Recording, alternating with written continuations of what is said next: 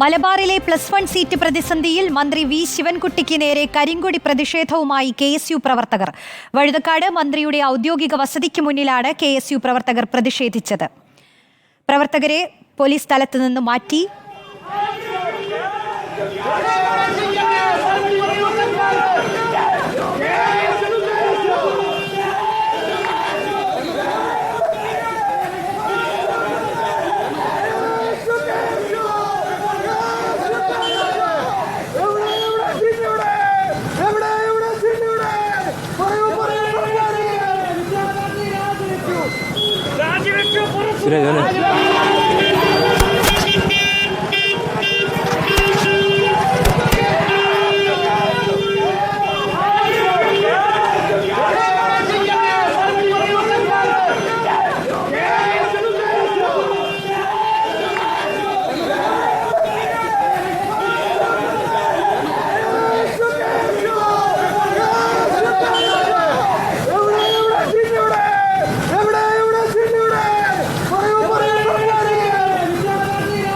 KSU പ്രവർത്തകരുടെ പ്രതിഷേധത്തെ ചോദ്യം ചെയ്യുന്നില്ലെന്നും അത് അവരുടെ സമരരീതിയാണെന്നും മന്ത്രി വി ശിവൻകുട്ടി പറഞ്ഞു.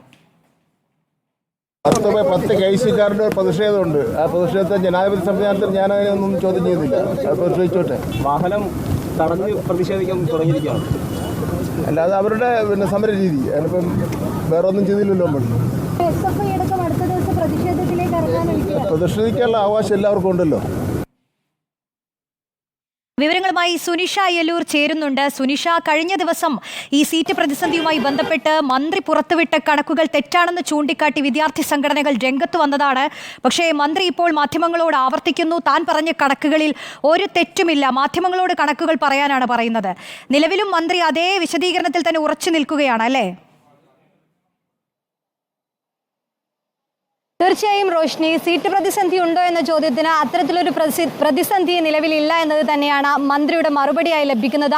കണക്ക് വേണമെങ്കിൽ മാധ്യമങ്ങൾക്ക് പരിശോധിക്കാമല്ലോ എന്നതാണ് അല്പസമയം മുമ്പും പ്രതികരിച്ചപ്പോൾ വി ശിവൻകുട്ടി പറയുകയും ചെയ്തത്. ഇതിൽ തന്നെയാണ് പ്രതിഷേധം ശക്തമാക്കാനുള്ള വിദ്യാർത്ഥി സംഘടനകളുടെ തീരുമാനവും. ഒരുപക്ഷെ കഴിഞ്ഞ ദിവസങ്ങളിലൊക്കെ തന്നെ മലപ്പുറത്തും കോഴിക്കോടും കണ്ണൂരും ഒക്കെ കണ്ടതിന് സമാനമായി തന്നെ തുടർച്ചയായി ഇതേ രീതിയിലുള്ളൊരു സമരം ശക്തിപ്പെടുത്തുക എന്നത് തന്നെയാണ് വിദ്യാർത്ഥി സംഘടനകളുടെ തീരുമാനം. അല്പസമയം മുമ്പായിരുന്നു ഇത് ഈ കാണുന്ന മന്ത്രിയുടെ ഔദ്യോഗിക വസതിയായ റോസ് ഹൗസിൽ നിന്നും മന്ത്രി പുറത്തേക്ക് ഇറങ്ങുന്ന സമയം 10ഓളം KSU പ്രവർത്തകർ ഈ വാഹനത്തിന് മുന്നിലേക്ക് എത്തുകയും കരിങ്കൊടിയും ഒപ്പം തന്നെ KSUവിൻ്റെ കൊടിയുമായി എത്തി മന്ത്രിയുടെ വാഹനത്തിന് മുന്നിൽ വലിയ രീതിയിലുള്ളൊരു പ്രതിഷേധം സംഘടിപ്പിച്ചത്.